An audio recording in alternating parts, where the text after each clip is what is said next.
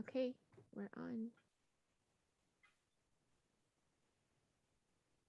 Good Okay, afternoon, everyone. I'd like to welcome everyone to this meeting of the State Bar Board of Trustees Finance Committee. My name is Jose Cisneros. I'm the chair of the committee. It is July 1st, 2021. It's slightly after 4 p.m. here. Veronica, would you please take the roll? sure. Jose Cisneros, Here. Juan de la Cruz, Here. Sonia Dellin, Christine Ganon, Here. Arnold Sowell, Mark Tony. Present. Okay, Thank you. For that. Hopefully- Veronica, I noticed Arnie is in the attendees, if you can promote him to panelist. do that.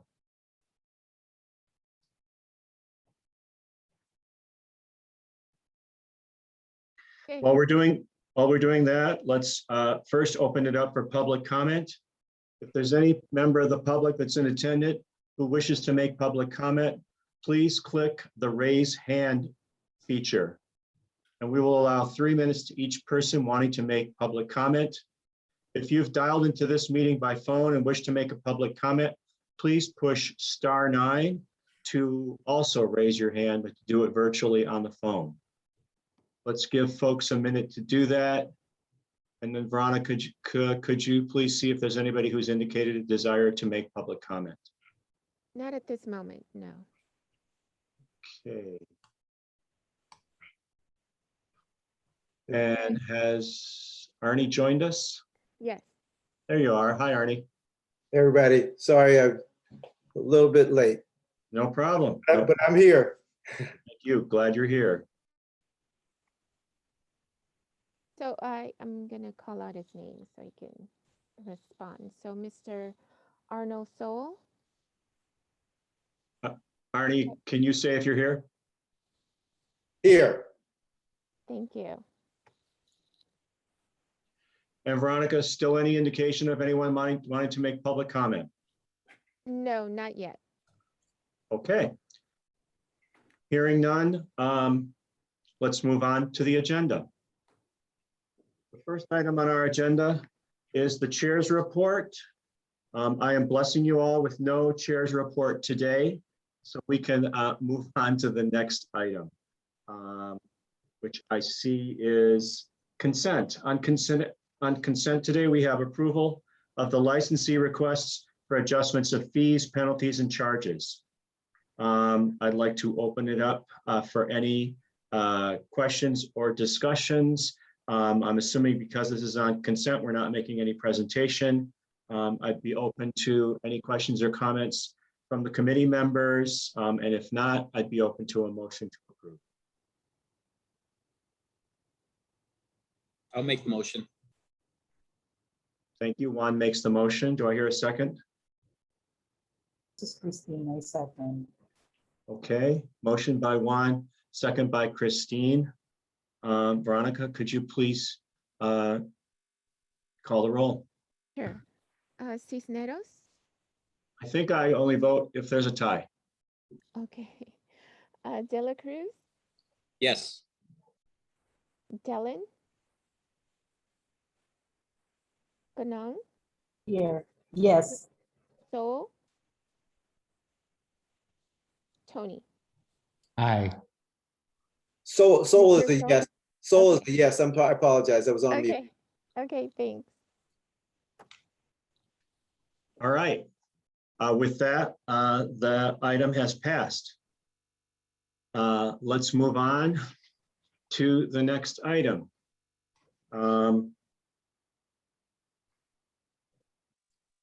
This is a status update on the capital improvements of the telework office and space planning. This is an informational item only. I believe we have a briefing from our Chief Administrative Officer, Steve Mazer. Correct. Mr. Mazer, please take it away. Okay, thank you, everyone. Good afternoon. So I just wanted to provide a very brief update on two significant initiatives that are under this committee's purview, our capital improvement program and our office space planning and occupancy analysis initiatives.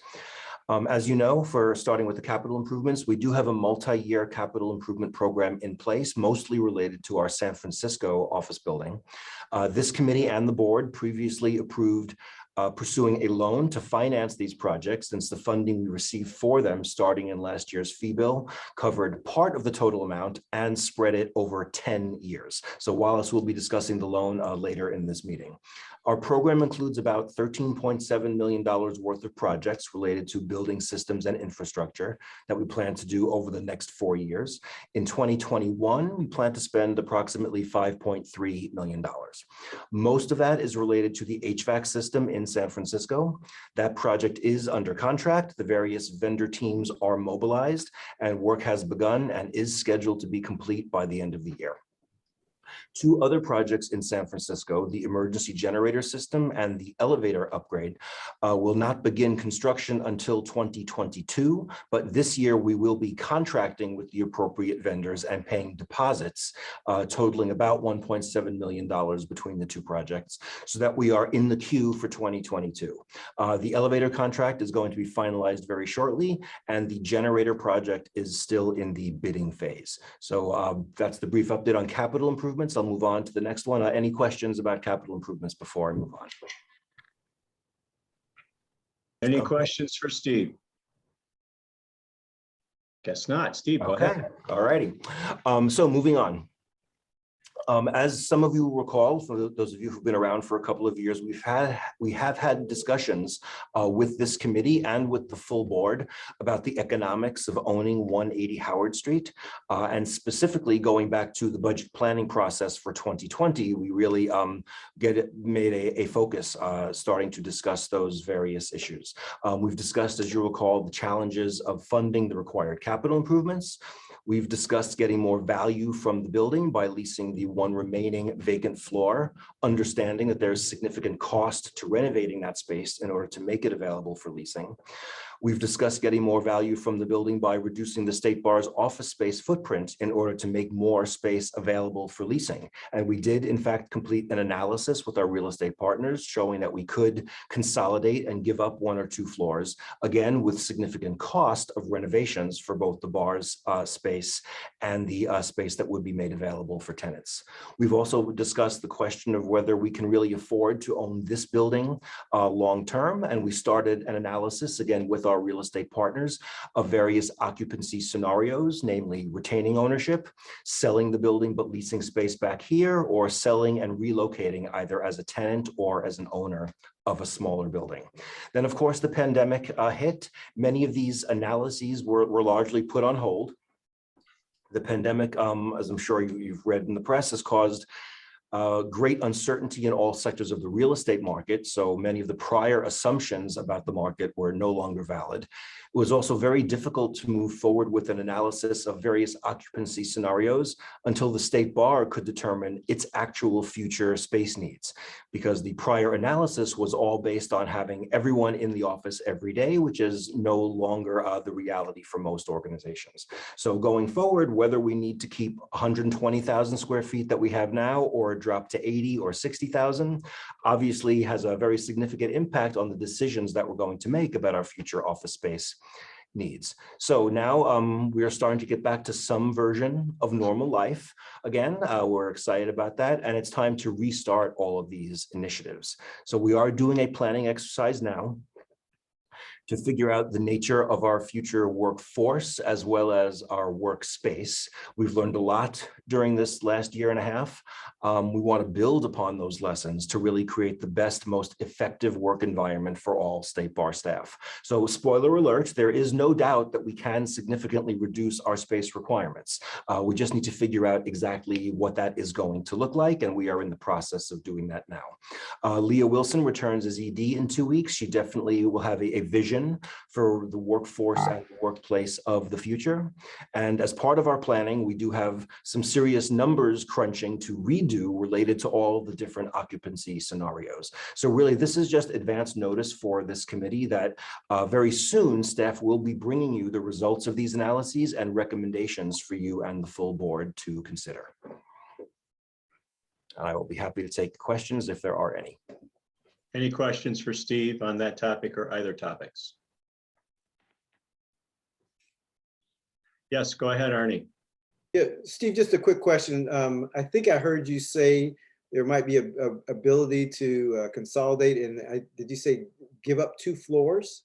Yes, we did an analysis of how we're using our space with our current staff, and the analysis did show if we were to do a reconfiguration, we could consolidate from the floors we occupy now into the same amount of people, but in a smaller space. And that would let us free up potentially 1 floor and possibly even 2 floors for tenant leasing. That was, of course, based on the assumption of everybody being in the office, just occupying, smaller footprint per employee and other reconfigurations. So it is certainly possible. The scenario has changed, of course, because we might not need a seat for every person anymore based on the new telecommuting realities that we're still figuring out for the future.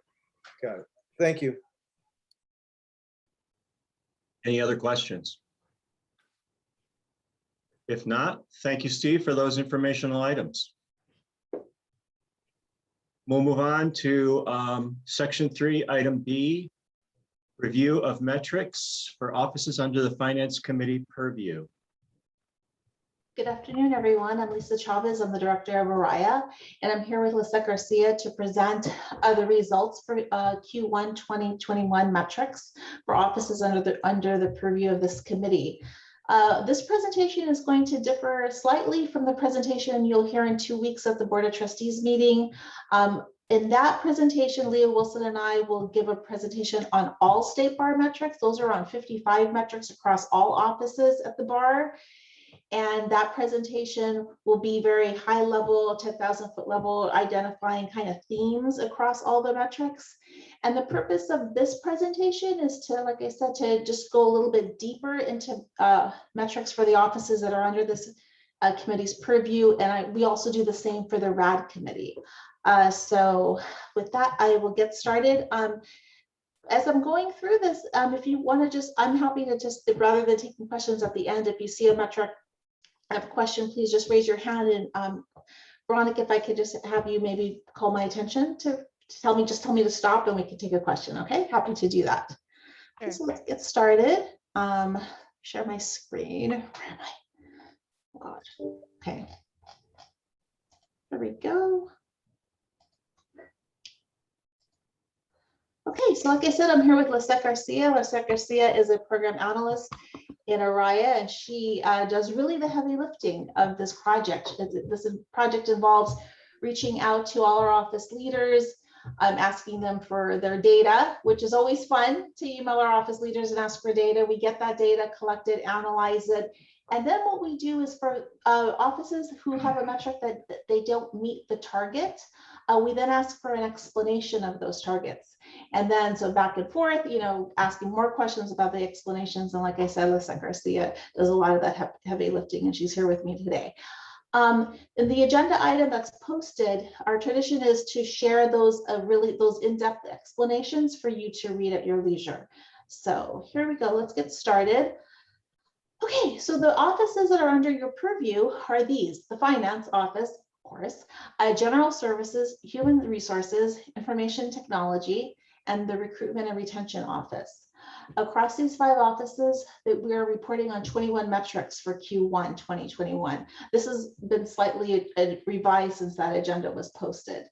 So of all these 21 metrics, around 17 have targets. And what we mean by that is that the metric has been identified as having a target or a goal that it is striving towards. In some case, for the balance of those metrics that don't have targets, we're reporting on data just for informational purposes. And among those 17 metrics that have a target, 41% met those targets. So let's start first with the internal service metrics. So for your information, on an annual basis, the State Bar issues an annual staff engagement survey. And this year we administered it in early 2021. That survey asks lots of questions, but in particular, we also ask staff if they've requested service from one of 8 internal offices in the last 2 years. And if they said yes, then they're asked a series of questions for that office. So we'll please indicate how you feel about the attributes of human resources, for example. Human resources staff I have worked with are, and we ask how knowledgeable they find them, prompt, friendly, reliable, and professional. And we ask them to reply on a 5-scale satisfaction scale. And then we also ask, is there anything specific that you think would make human resources function more efficiently? So we take that data and we create composites across that summarize how their levels of satisfaction across all of these 5 dimensions. And so the target for all our offices is that 90% of their internal customers will report a high level of overall satisfaction.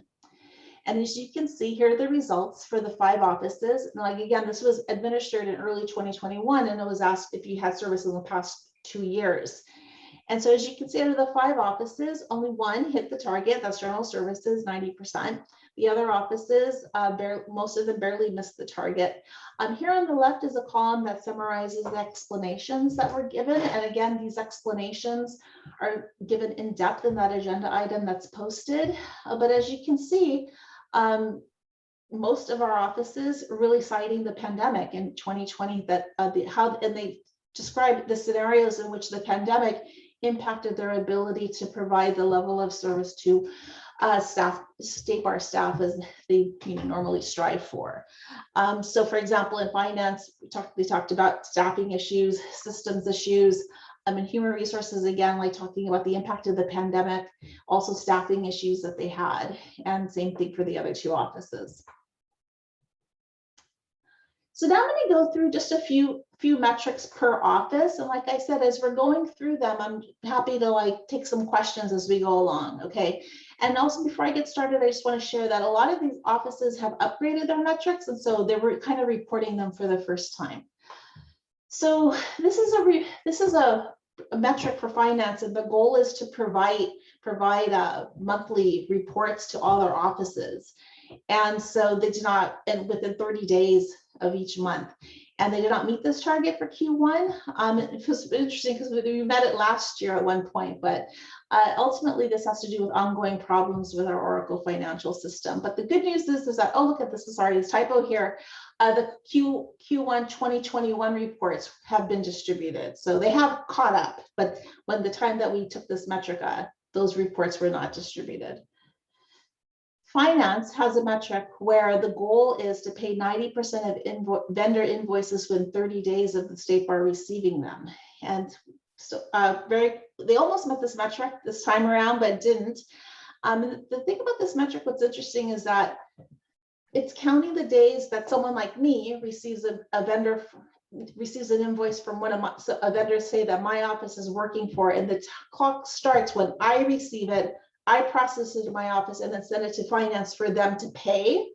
And so finance, their responsibility in this is to remind people like me to get my work done. So it's kind of like a 2-part process to meet this metric, right? Encourage offices to meet our responsibilities, create the conditions to make my work easier to process those invoices, and then for finance in turn to quickly pay the invoice. So as you can see, the offices has done some analyses, and they see that right now it's taking around 17 days for office leaders to get our invoices to them, to the office, and then it's taking around 13 days for them to process those invoices on average. So again, moving forward, this office plans, what we do is when we ask offices to explain why they haven't met the metric, we also ask them to explain what they're going to do to improve their internal processes to improve. And so they're going to continue to work with office leaders like me to get our invoices in more promptly, but then also improve ways to process invoices faster within the office itself. Here's another metric for finance. This is actually a new metric that Wallace and his team created recently, and their goal is to complete monthly adjusting journal entries and close books timely within 20 business days of each of the, and which within the end of a month. And as you can see, they just identified this metric recently, and they were able to do an analysis retroactively of how they've done. And as you can see, they haven't met it, but again, they're looking forward. Wallace is really proud of the team that he's pulled together, and they're really feeling good that filling the vacancies. And they're going to do some cross training to ensure that the issues that were in place that prevented them from doing something like this, which has always been a goal of the office, that they're going to moving forward should be able to meet. So we look forward to seeing some results on this in the future. Like I said, this is kind of a new metric. Okay, so now let's talk to general services. General services is kind of like the superstar of the state bar. Seems like every metric we throw at them, or it's a new metric, they always meet it. So look at this, 100%.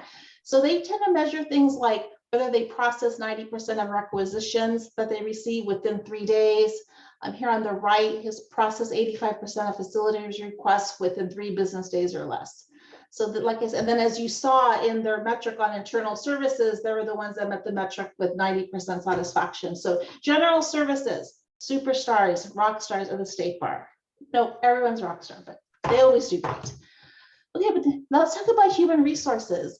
This is a new metric for human resources. We've always measured the percent of, we've always measured office leaders' ability to get performance evaluations done on a timely basis. This year we tweaked it, and now we're saying, let's strive for 80% of performance evaluations to be done by the due date. Before it used to be, get it done within 30 days of the due date, and we switched it to this. As you can see, we're still not meeting our targets. And but let me give you a little bit of background on this. So just to give you a context, performance evaluations are done by supervisors and managers and office leaders like me. And there are around 250 of them done across all of these 5 months.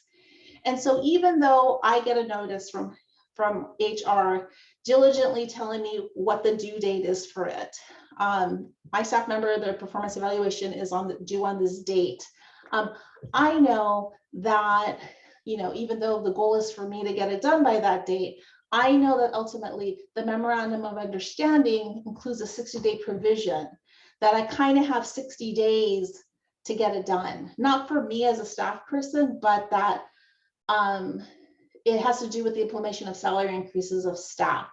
And so we feel like this can't help but kind of play a role in letting office leaders being like, oh, I still have some time to get it done.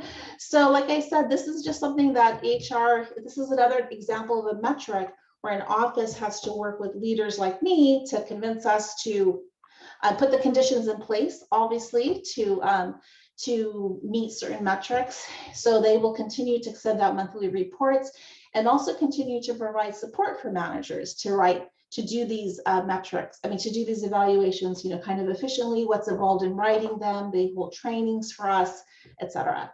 So HR is feeling, really looking forward to always trying to make improvements on this particular metric. Okay, information technology. So information technology, they measure the extent to which they are meeting stakeholder satisfaction with deploying their new technology deployment. So that is that people, if I put in a request for something for service, I get a little brief satisfaction question on like, how well did I feel like that service was met? So as you can see here, 100% of people are saying that we're satisfied with how their technology is being deployed. And here on the right is a metric that they have where they're going to process 85% of all IT services requests within 5 business days or less. So the goal was 85% and they met it with 92%.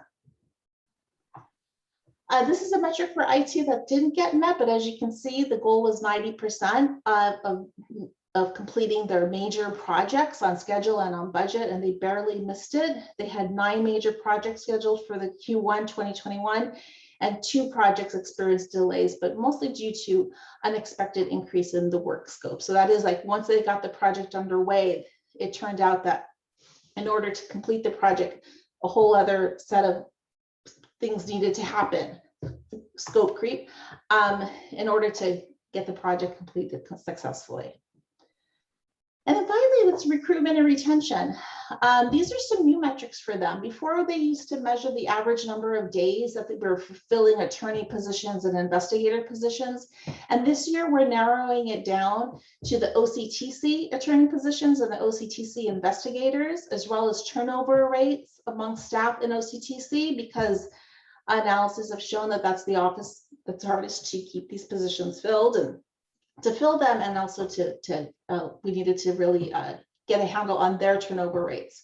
And so these results, like I said, these are new metrics. So therefore, we're just reporting 1 year. We don't have a target for now because we want to see what this year pans out, and then we can see about setting a target in the future. But for now, the results are showing that it's taking around 43 days to fill the OCTC attorney positions. Same thing for investigators, and the turnover rate is around 1%. And a turnover rate is actually best analyzed on an annual basis. So right now, this 1% is just kind of like, you don't really take it to the bank, because it's really, turnover rates are meant to be really calculated annually. And then finally, recruitment attention. This is an interesting metric because the goal is to really reduce the average time to hire in 60 days or less. And so recruitment and retention has met this metric consistently over the last year. But in Q1, they didn't. They did 33 hires, and their analysis showed that 1 hire took over 400 days, which ultimately impacted this metric. They analyzed the data, or actually, and we validate the data. My office always validates the data that's reported to us. And the remaining hires, they averaged around 53 days. So that 1 hire impacted this metric.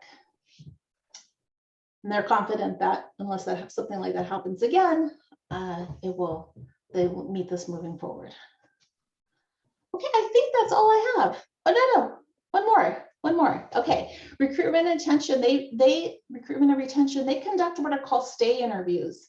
And these are interviews that are conducted with new staff for the purpose of seeing how things are going. Do you have any ideas for improvement, et cetera? What can we do to improve your experience here at the state bar? How likely you are to stay, things like that. And they try to get these interviews done within 90 days of the hire. They usually meet this metric. This time they didn't. They barely didn't meet it and this is reported for Q4 2020 due to the time you have to wait for 90 days for a quarter to close before we analyze the data.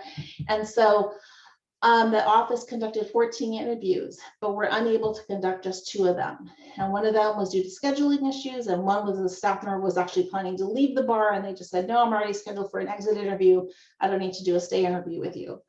But one thing that the staff did conclude is that they're planning to change, we're planning to work with them to change this metric, because they've concluded that it's best to do these interviews once people are here 90 days. So rather than trying to do this interview at day 50 or day 60, why not just wait until people are here 90 days, because then they've been here long enough to be able to give some, more informed insight to the bar as to how things are going. And I remember when I had my stay interview, I think they did it about a month after I started it. And I remember just being like, everything's great. I mean, because I really had nothing to say other than everything's great, so I totally appreciate that perspective. So we're going to work with them. I think we're going to try to change it to around 110 days.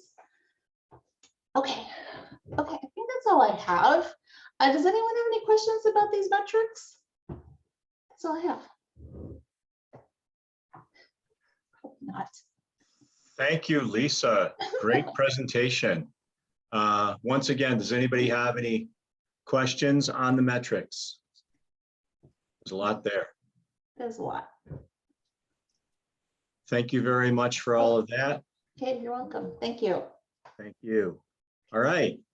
Moving on to their next item, item 3C. This is one of our 2 action items for today. This is the 2021 first quarter's financial statements report, investment report, and client security fund report. And presenting on this, we have our CFO, Wallace Tang. Wallace, get away. Thank you, Chair Cisneros. And this is Wallace Tang, Chief Financial Officer from Office of Finance. And I'm going to have just a brief PowerPoint presentation to summarize that what was the financial result in the first quarter of fiscal year 2021. And let me share the screen. While you do that, Wallace just wanted to point out that Ms. Dillon has joined the meeting. Please do. Oh, that's great. Welcome, Sonia. Thank you for joining us. Thank you. Veronica, do you need to do a call on trustee Dillon? Ms. Dillon, Here. great. Thank Thank you you. for joining.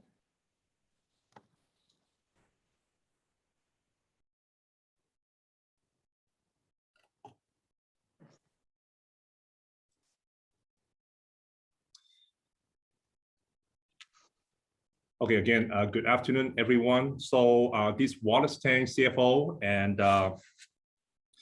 just a quick recap of 3 reports: financial statements, investment report, and the client security fund report. And all these 3 quarterly reports are required by the board policy manual and always prepared by the Office of Finance. And this reporting period is for the first 3 months at the end of March 31, 2021. And the highlights for the first quarter financial statement report, and we have a decrease in total assets and also an increase in liabilities.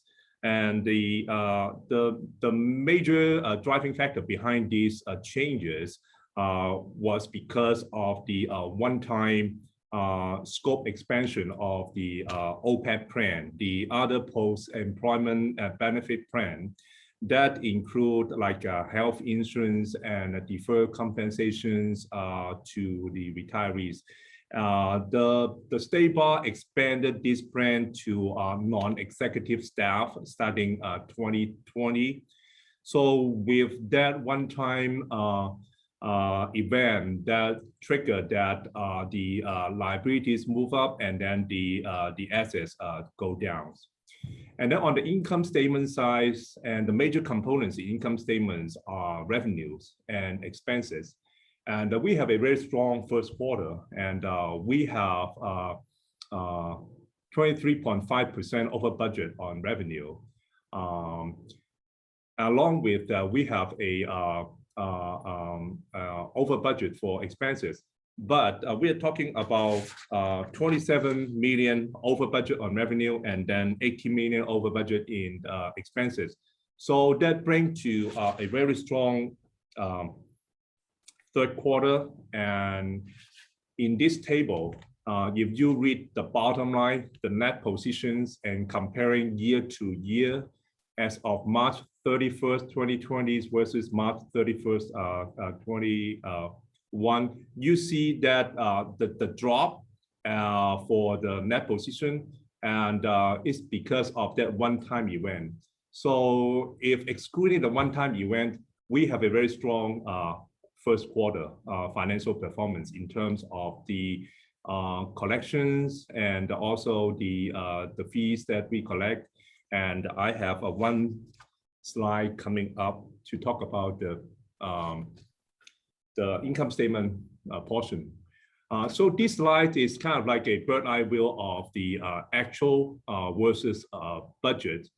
And the one get bolded, and I want you to focus on, is the total operating revenue and total operating expenses. And as I just mentioned that we have strong quarter for first quarter. So you see we have a good increase in revenues. And then you may see then what is driving that. So this is the highlights of the variances. And as I said, that there's a one-time change in about 23.7 million in OPEB benefit due to the inclusion of the non-executive employees. Other factors that's driving the strong quarter, including the following, like for example, we still have staff position vacancy and to be filled. So there are some payroll saving there. And we have very good collection efforts. And at the same time that we have pretty good timeliness collections on licensees payment. And that pump up the fee revenue for the general fund. And also in the first quarter, we have received earlier grant revenues from assets and inclusions. And that's about 3.4 million above the budget for first quarter. And last but not least, the CSF client security fund settlement payments is a little bit low and about 1.1 million below, and due to less cases being processed during the pandemic period. And in this report, the second component is the investment report. So the investment report basically to show you how the investment portfolio performed in that quarter. At the state bar, instead of putting all the cash into just a saving account, and basically you are earning almost 0% interest rate. So we have our investment policy adopted by the board that we would invest, those cash into certain portfolio. And for the first quarter, our market value is about 154.6 billion compared to 159 million. And there's no surprise because with the drop, because the interest earning is not as good as before. Interest rate is all-time low right now. And also the local agency investment fund, which is a state treasurer's investment program that the state participated so that we can join a bigger investment portfolio to get a better rate of return. The LAIF rate decreased to 0.43% compared to 1.89% in 2020. So you see there's a significant drop of the interest rate overall in the market. And as of the end of Q1, the Lease daily rate was only about 0.36%, about 1/3 of a base point. And highly rated securities and that we invested, and our investment is in compliance with the policy that we adopted. The third component of this report is the CSF fund, Client Security Fund. And for this quarter, we have a total 144 new applications in the amount about 3.5 million were filed. And total application process were 170 for about 2.9 million. And then we have total applications pending for processing, about 1,584 cases in the amount of about 36 million. And total estimated application payout is about 15 million, a decrease of about 3 million compared to 18 million last year. So these CSF reports include the status of applications, also aging report, showing the pace of the processings, and cumulative applications aging report, 24-month rolling average of application payout ratio, and also analysis of new application pay rejected or withdrawn. So this is the quick recap of all the three components: financial statement reports, and the investment report, and the client security fund report. And with that, should the Finance Committee concur, and this is the resolution, and I will leave it up for any questions, and I'm more than happy to answer. Wallace, thank you for that presentation, and I will open it up and see if any of the committee members have any questions for you on all this material.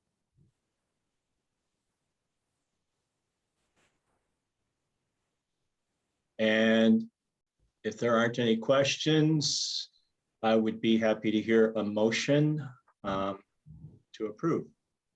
I would like to make a motion to approve the first quarter report. Thank you, Sonia Dellen seconds the motion. Thank you, Mark and Sonia. Mr. Tony made the motion. Sonia Dellen seconds. Lisa, could we take a roll call vote, please? Meadows, Go De ahead. La Cruz, Yes. Dellen, Yes. Ganong, Yes. So, Yes. Tony.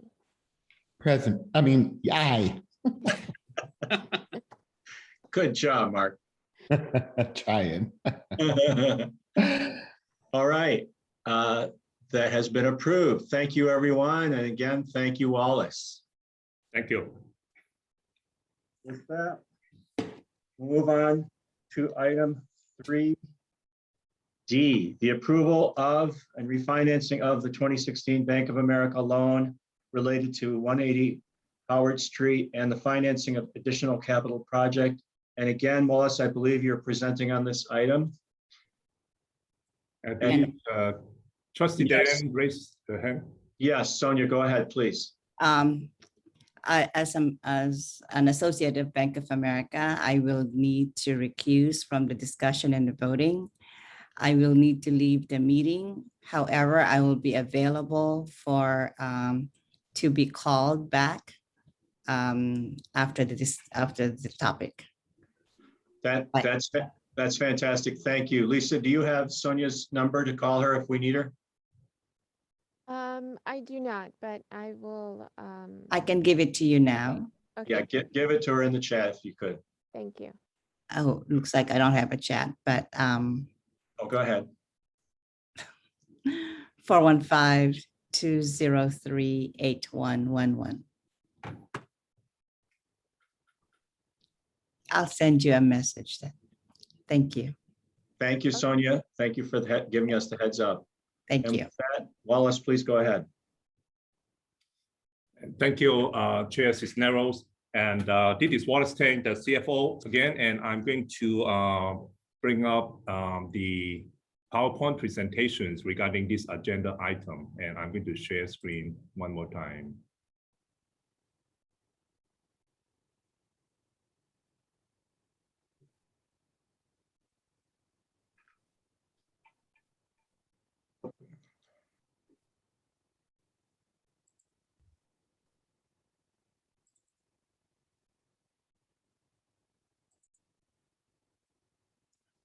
Oh, this is the last one. I stop sharing and then do that one more time.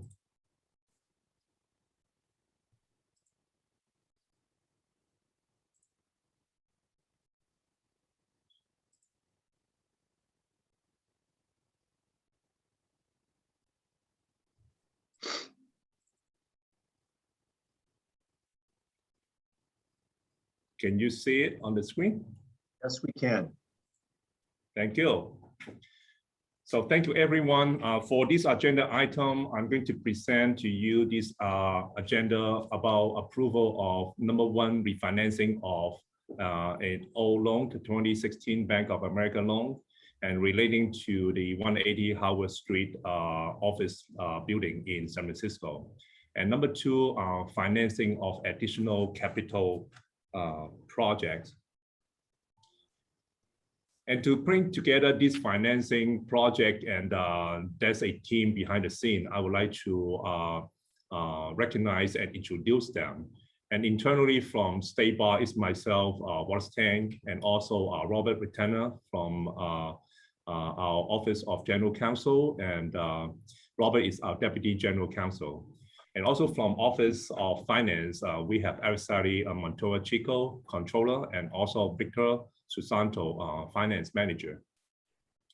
And I want to introduce the rest of the team, and they include Municipal Advisor Team, Placement Agent Team, and Bond Counsel Team. And for Municipal Advisor, James Fabian and Anchu Redon. And Anchu is present today, and she's going to help out on the presentation as well.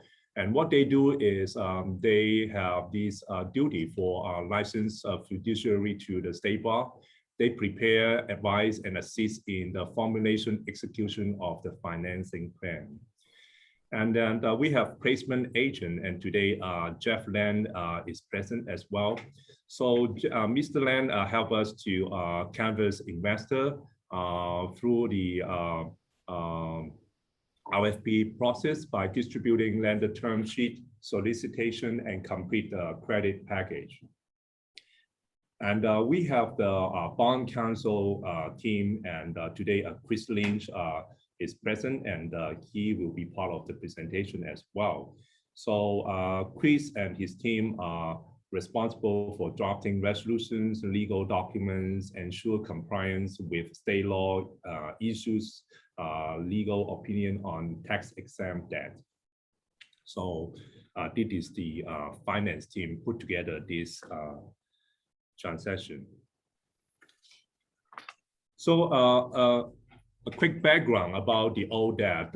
We have the existing 2016 Bank of America loan, and that was a 10-year loan. Original loan amount was starting at 10 million, and it's going to be mature in 2026.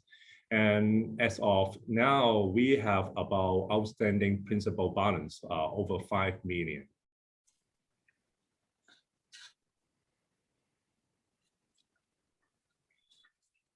And the components of this loan come with a 4.62% interest rate back then. And also we have annual average debt service payments about 1.2 million. And when we enter into this loan agreement with Bank of America back in 2016, we committed to deliver a debt service reserve fund to them so that they can hold on to it throughout the term, which is 2 times of the annual debt service payment. So that's about 2.5 million as a reserve fund being held at Bank of America. So that is what we have right now. And then outlooking to the future to fund the projects that Steve Mason mentions earlier, that we are thinking to take advantage of the current low interest rate for the taxable municipal lease financing methodology, and no debt reserve fund required if we refinance that. And so that means after the refinancing is closed, and then we can get the 2.5 million back from Bank of America immediately.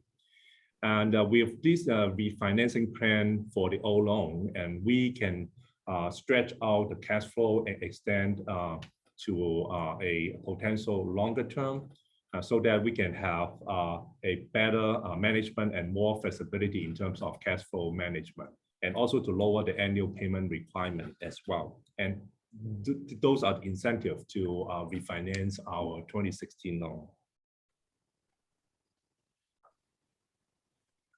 And then the second part of this agenda item is about getting new money to fund 2021 capital projects. And that include improvement to the State Bus San Francisco and as well Los Angeles buildings capital improvement project, and also including purchase of certain hardware and software for State Bus operations. And in this proposed municipal lease financing, there are 2 parts. One is tax-exempt, one is taxable. And the tax-exempt projects about 13 million. And for taxable project is about 2.2 million. And again, no debt service reserve fund required. And we have the bidder offering us different terms that we can choose from 10, 15, 20, 25 years. And a portion of the annual loan payments related to capital projects to be repaid from the fee bill special assessment that has been approved last year. For the next 5 to 10 years. And just to give you a bird's eye view of the 2021, what are the projects that we are going to fund? And you have heard from Steve Mason that about the HVAC projects and maybe elevator, generator, fire life safety, and ADA compliance projects, and Oracle Fusion, licensee information system, disaster recovery. So overall, this is the itemized lineup for tax-exempt and taxable. And you can see that the 2.6, the 3.6 million down at the bottom, that is the reserve fund return from the deal that when we refinance the LA building. So even though this agenda is not approved yet, but as you have heard from Steve Mesa, that some of the project has been ongoing, so costs start incur, but that can be covered by the bills revenues that we collect, and also from the reserve fund that we collect as well. So next will be a explanation of what do we mean by lease financing, and I'm having Chris Leans to join. Chris. Thank you, Wallace. Good afternoon, members of the Finance Committee. As Wallace mentioned, I'm Chris Lynch. I'm an attorney at a law firm called Jones Hall, and we have acted as bond counsel to the State Bar for the 2020 financing and also this year's 2021 financing. The proposed financing is structured as a lease financing, just like the 2020 refinancing of the Los Angeles office building was. California public agencies commonly use lease financing structures to finance capital improvements. And as a result, lenders in the municipal finance context are comfortable with lease financing structures. So staff, in consultation with the municipal advisor and the private placement agent that Wallace introduced earlier, concluded that structuring this financing as a lease financing would result in the lowest cost of funds by attracting a strong pool of lenders. Under the lease structure, similar to the 2020 transaction, first, the State Bar will lease an asset, in this case, the San Francisco office building, to the Public Property Financing Corporation of California, which is a nonprofit corporation established for the purpose of assisting public agencies with this type of financing. Next, the corporation will sublease the San Francisco office building back to the State Bar. And under that sublease, the State Bar will agree to pay lease payments in the amount required to repay the principal amount of the lease financing plus interest. The State Bar will covenant on an annual basis to annually budget and appropriate for the lease payments. And then finally, the corporation will assign its right to receive the State Bar's lease payments to the lender selected by the State Bar, and the lender will have the right to exercise available remedies if the State Bar fails to pay its lease payments. Those remedies might include entering and releasing the San Francisco office building subject to existing third-party leases and suing the State Bar to receive delinquent payments. Wallace, would you go back one slide? As bond counsel, we've go forward now one more, if you don't mind. Thank you. As bond counsel to the State Bar, we prepared the legal documents to accomplish the financing. So as I just described, the site lease will accomplish the lease of the San Francisco office building by the State Bar to the corporation. The lease agreement will accomplish the sublease of the San Francisco office building back to the State Bar. Next slide, Paul. Under the assignment agreement, the corporation will assign its rights under the lease agreement to the bank. And then in addition to those core legal documents, we've prepared a couple of process-focused documents. The first is a cost of issuance custodian agreement. And under that, the Bank of New York will hold the financing proceeds and pay the State Bar's transaction costs. And that's just more of a convenience item to excuse the State Bar from having to send out a bunch of wires. But under the more long-term project fund custodian agreement, BNY will hold financing proceeds for requisition by the State Bar to pay the costs of the proposed capital projects. Staff concluded that it was in the best interest of the State Bar to have BNY act in this capacity to ensure a well-documented requisition process. So unless anyone has any questions, I'll pass the presentation back to Wallace at this time. Thank you, Chris. So the next slide is to brief you that the 2021 loans via the private placement sales. So as Chris mentioned that this is a lease financing methodologies. So so the type of sales we're borrowing from one bank or lender, and then so we go through a competitive process, and we send out 24 invites, and then we get 5 responses, and then next slide is out of the 5 responses, You can see as a summary in attachment A of the agenda memo. And then out of the 5, and the bank number 4 appear to be offering very favorable interest rate and terms and conditions to us. And I have Mr. Jeff Land to go over this slide. Jeff? Yes, thank you, Wallace. And thank you all for having me this afternoon. I hope you all can hear me okay.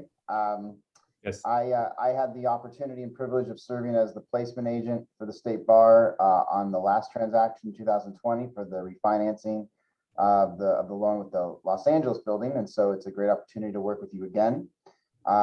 We conducted a very competitive and robust process to make sure that we were accessing the entire marketplace for this direct placement loan. As well as stated, we went to 24 banks requesting bids. We did receive responses from 5 banks. And what we are focusing on here today, as is set forth in the staff report that you've been provided, is we're going to focus on the terms that were provided by the 4th bank, bank number 4.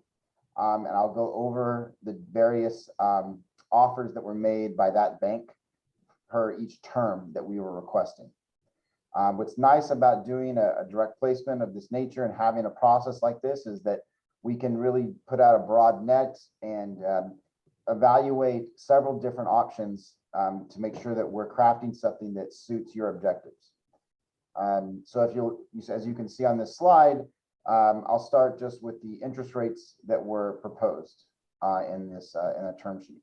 So first we have a 10-year, and these interest rates are tax exempt. Just to restate what that means, tax exempt means that the interest is exempt from federal taxes to the lender, to the bank. So they don't get taxed on the interest income they're making off of this lease financing. So the tax exempt 10-year rate that they proposed was a 2.07%. Below that, you'll see the all-in TIC, that stands for all-in true interest rate, or true interest cost, excuse me. So the all-in true interest cost means that's when you have your interest rate and then you combine the associated cost of issuance, that brings you your all-in true interest cost. And that's of a 2.20%. And that's for a 10-year fixed rate tax exempt financing. Next, we have a 15-year option that we can evaluate. They offered an interest rate of 2.30%, 2.30 over a 15-year period. That is fixed. The all-in true interest cost is 2.40%.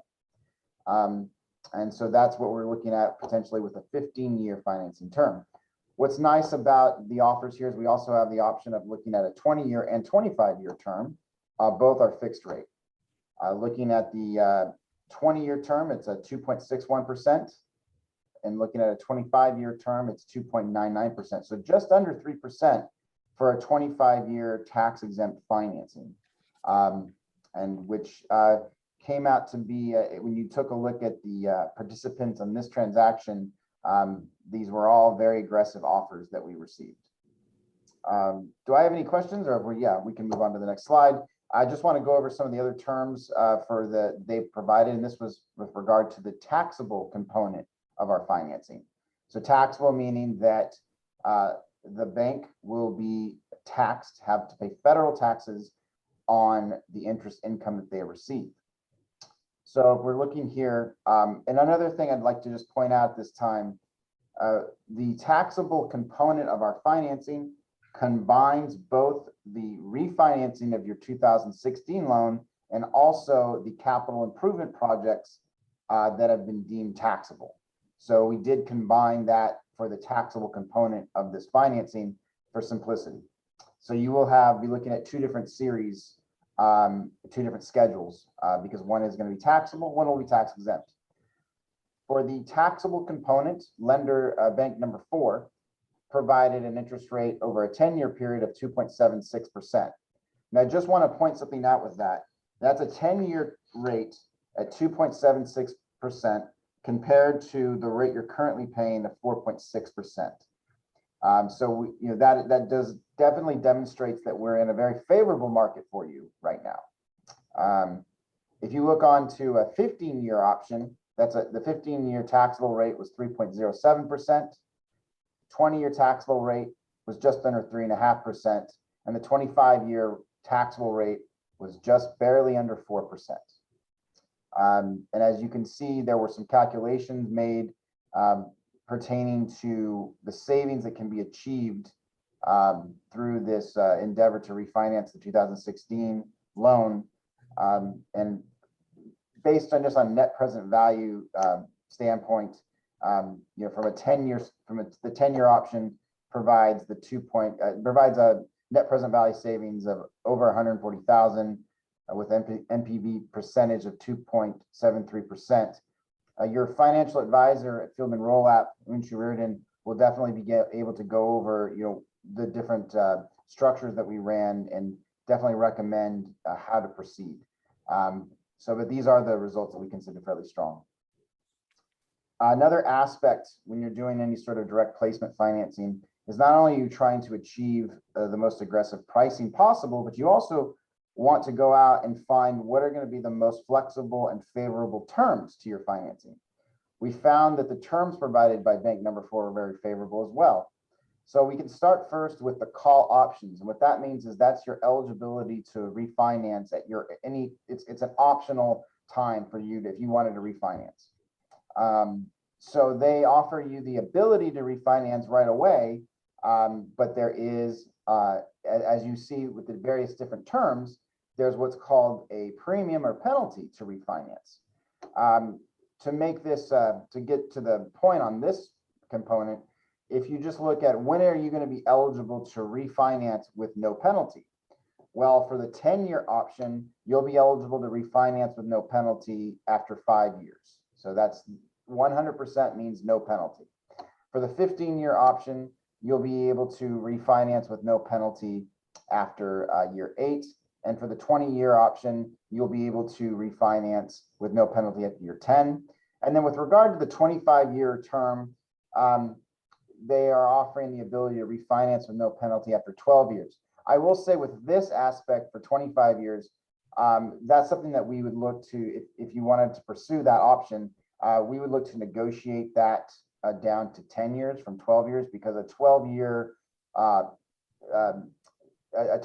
call is not standard for the market, and we would want to make sure that what you're getting is a standard deal.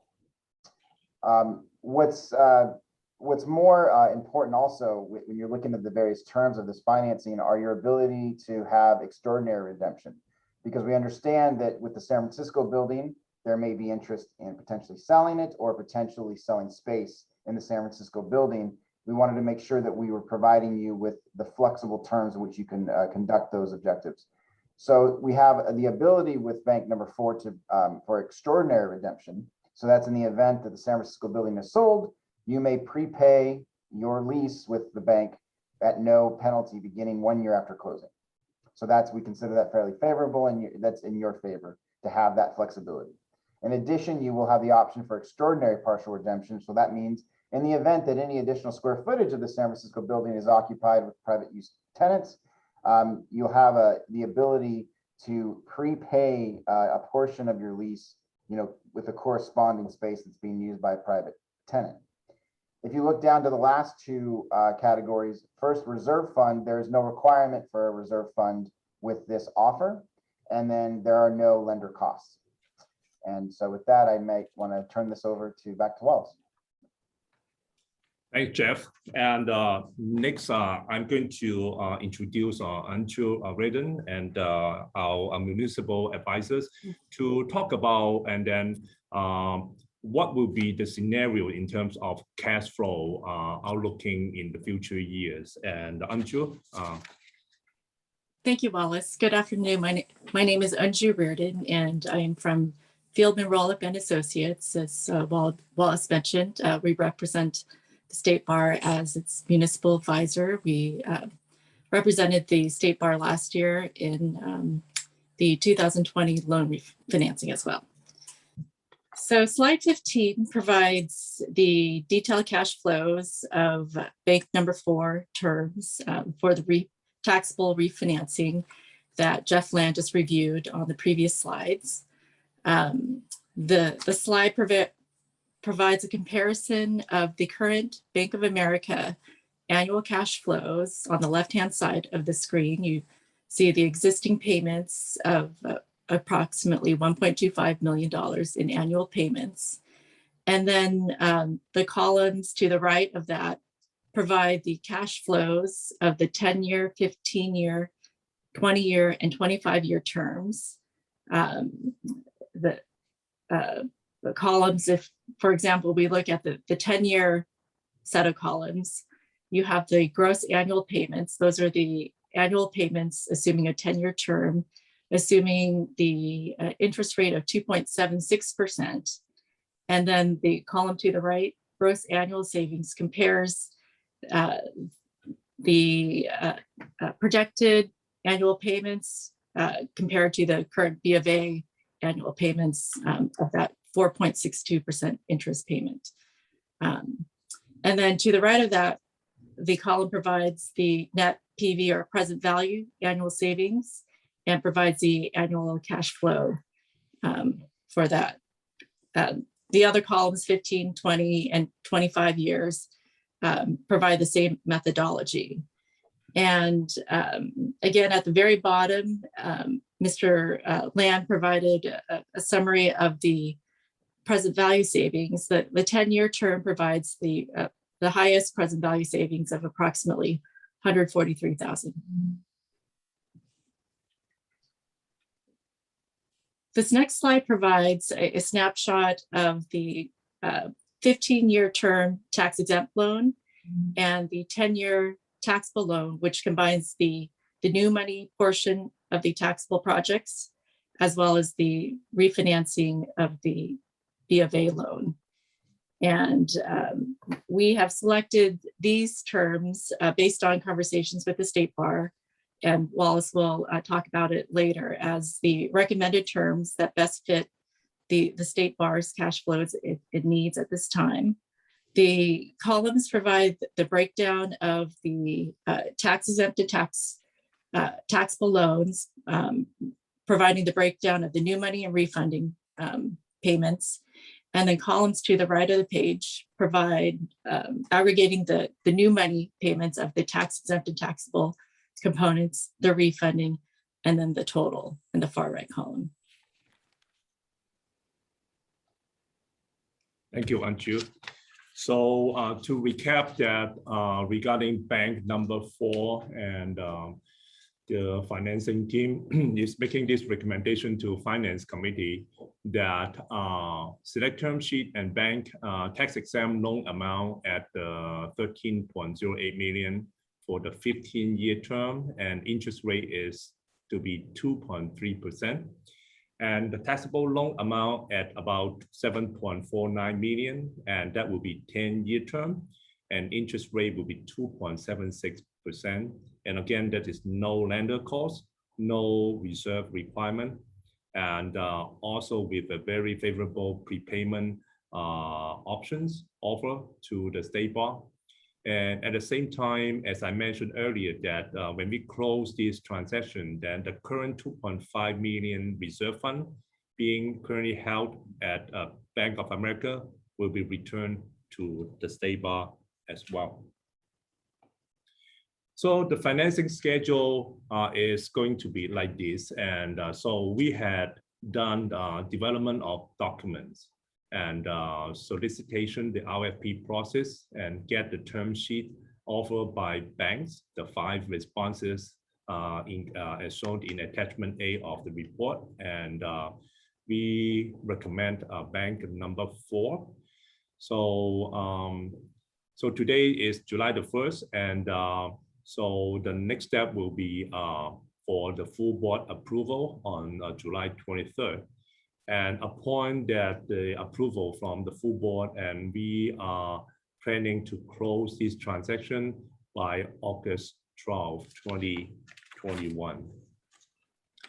And with that, I would like to conclude my presentation. And I'm proposing this resolution to the Finance Committee that to resolve that Finance Committee recommends proceeding with bank number 4 with a 15-year term sheet for the tax-exempt loan and the 10-year term sheet for the taxable loan, and authorizes staff to finalize legal documents for the refinancing of the 2016 Bank of America loan and the financing of the 2021 capital projects, including seeking review by the State Bar's Office of General Counsel, OGC, and it is further resolved that following OGC's review and input, the final documents shall be presented to the Board of Trustees for approval at its meeting on July 23rd, 2021.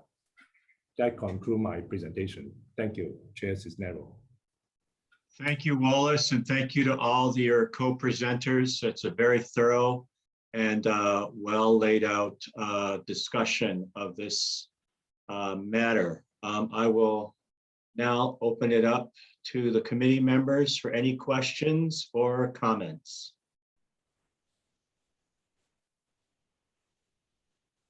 Or for yes, go ahead, Mark.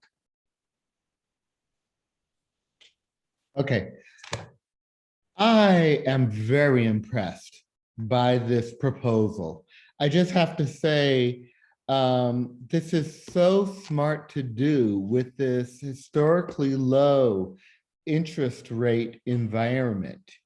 And I just appreciate Wallace Tang's leadership. I think we saw his leadership in the outstanding quarterly report that he presented. And, really thinking ahead as to what's going to be to the benefit of the state bar, to, the, public we serve in terms of, spending our resources in the most efficient manner. I'm very impressed with this, and also just the report. And I'm very pleased with the recommendation of the 15-year for the tax exempt and the 10-year for taxable. It's so often that, it's so easy to go for the longer term because the monthly looks to be less. But I really think that the team did a great job in kind of looking at the whole picture. And I think this is a sweet spot that I can very much support. And I'm happy to make the motion. Of course, there's room for other. I don't mean to cut off any discussion or any other questions, but I am certainly happy to at least place this motion on the floor. Thank you, Mark, for those comments, and I will join you in all of your sentiments. Are there any other comments, or do I hear a second? This is Arnie. I'll second. Great. Motion from Mark Tony, second from Arnie Soul. On that motion, are there any other comments or questions? Okay, hearing none. Lisa, will you take the roll call vote, please? Sure. It's De La Cruz, Yes. Ganong, Yes. So. Yes. Yes. Tony. Aye. Okay. Great, and Sonia had to recuse, and with that, I believe we have passed that motion. Great, thank you, everyone. I believe that is it for the business on today's agenda. My incredible thanks to my fellow committee members here on the Finance Committee, and our deepest gratitude to Wallace, you and all of your team, and all of our outside partners giving us great presentation, and most importantly, as Mark just stated, great outcomes for the State Bar, particularly great financial outcomes for the State Bar, which we know are going to reap benefits all across the organization and hopefully all across the state of California. I think with that, Lisa, if you could just contact Sonia and let her know that we did not have any need to bring her back into the meeting because we have concluded our business for today, but we thank her for her attendance. And with that, I thank everyone again, and today's Finance Committee meeting of the State Bar of California is adjourned. Thanks, everyone. Thank you.